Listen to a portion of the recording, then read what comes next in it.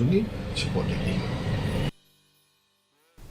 Nongpoh MLA Meralbon Im, who is also a member of the Bhoi Regional Committee, has asserted that the committee is ready for discussions with the counterparts of Assam Regional Committee at any time.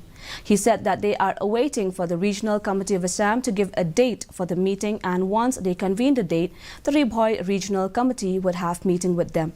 CM also said that the committee is also ready for field inspection of the disputed places.